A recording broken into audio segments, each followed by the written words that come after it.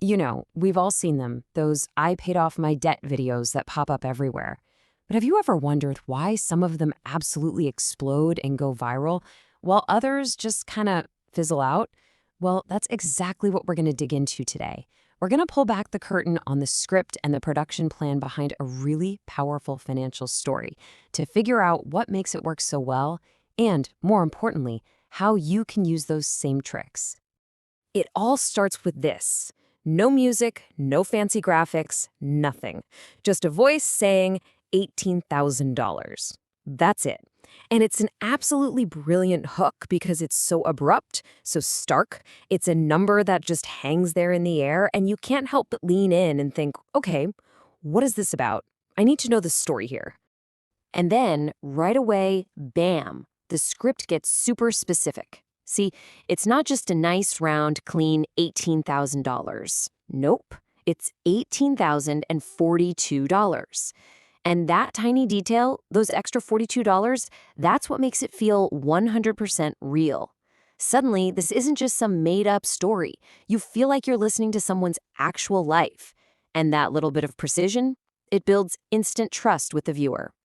And you know what? It's not just the numbers that are specific. If you look at the actual visual cues in the production plan, the script doesn't just say something vague like, show the debt.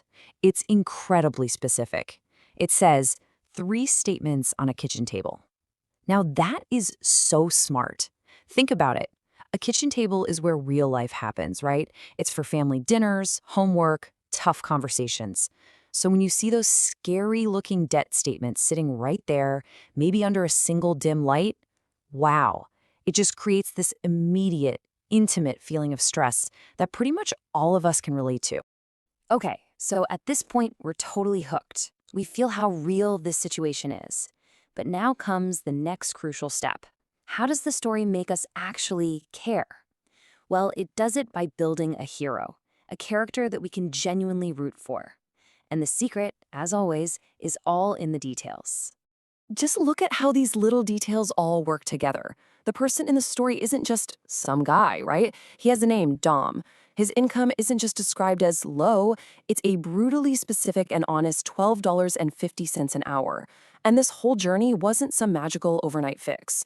The script makes it clear it was a 22-month grind. Every single one of these facts makes the story way more believable, and it makes that final victory feel so much more earned and satisfying. And then you get to this line, which is just genius. The script could have made up some huge, dramatic, one-time event to explain the debt. But it doesn't. Instead, it goes with the most relatable reason in the world. Gradual drift. Ugh, that admission is a total masterstroke. It's that moment where you, as the viewer, you just nod your head and go, oh yeah, I've been there. I know exactly what that feels like. And boom, that's how you build a real connection. So the big takeaway here is that the story never frames the debt as some kind of moral failing. Not at all.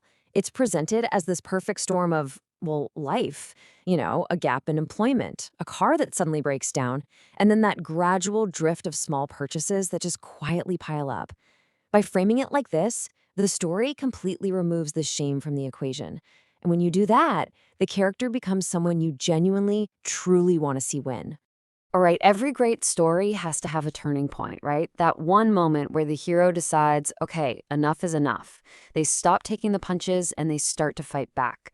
So let's break down how this script builds that absolutely critical moment.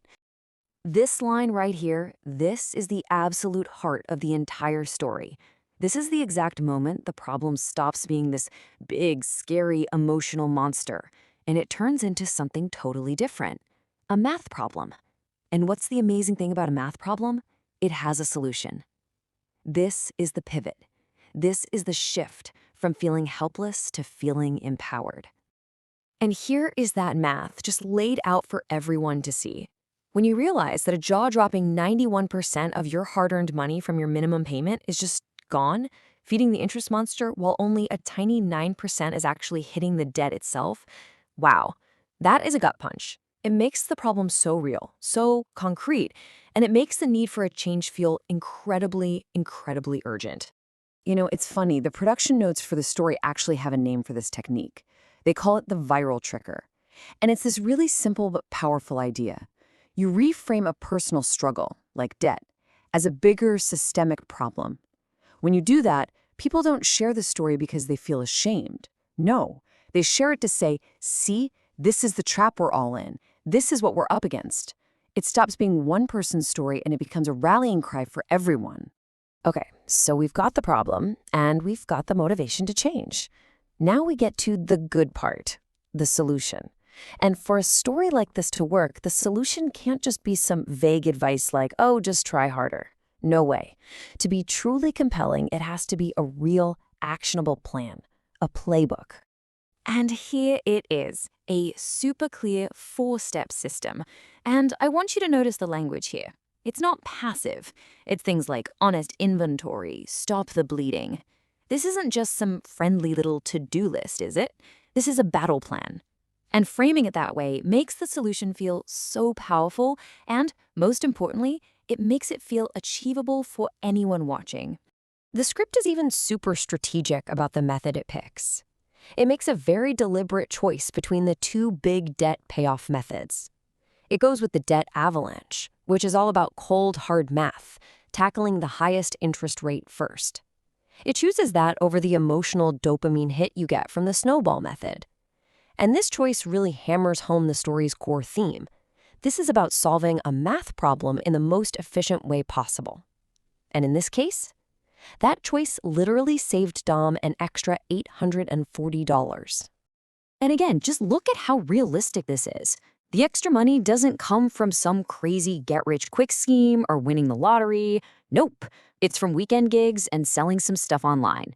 The numbers are specific, they're pretty modest, and most importantly, they feel achievable for a normal person. It just drives home that point that real, lasting progress comes from all those small, consistent actions, not from one big lucky break. So, after 22 long months of grinding it out, the story finally reaches its climax. But here's the thing a truly great story understands. The payoff, the ending, has to feel just as real and authentic as the struggle that got you there. And this line is just perfect. There's no big party, no confetti cannons, no slow motion running on a beach. It's just this quiet, profound sense of relief. It's that feeling of a weight you've been carrying around for years, finally being lifted off your shoulders. And that feeling? It feels so much more earned and frankly more real than any hyped up over-the-top victory scene ever could. And here is the tangible reward. This number right here represents the freedom that was won. This is the exact amount of money that was just being vaporized by interest payments every single month. And the script is so clever here. It shows that this money isn't just for going on a shopping spree. No, it's immediately put to work building wealth in an IRA. The very system that destroyed the debt now becomes the system for building a future. I love that. You know, in any classic hero's journey, the hero comes back from their adventure with a gift, some kind of elixir or wisdom to share with their community. Well, in this story, that gift is 3 super clear, actionable lessons. And these are not just feel-good platitudes, you know? These are hard-won, strategic insights that can actually help anyone who's watching. Okay, so let's bring it all together. What are the big lessons here for your story? How can we actually take these storytelling secrets and apply them to our own content, whether we're talking about finance or fitness or really anything else? It really all comes down to this playbook. If you want to craft a story that truly connects with people, a story that motivates them, a story that gets shared, you've got to ground it in reality with specific details. You have to connect through vulnerability, not by pretending to be perfect. You have to reframe personal shame into a solvable mathematical problem. You need to give your audience a clear, systematic plan they can follow. And finally, you have to deliver a payoff that feels real and earned. And so that really leaves us with one final question for you. Every powerful story of transformation, no matter what it's about, has that pivot point, that moment where the hero stops feeling overwhelmed and starts solving a problem. So think about it. What's the mathematical problem at the heart of the story you want to tell? If you can figure that out, you found your entire story,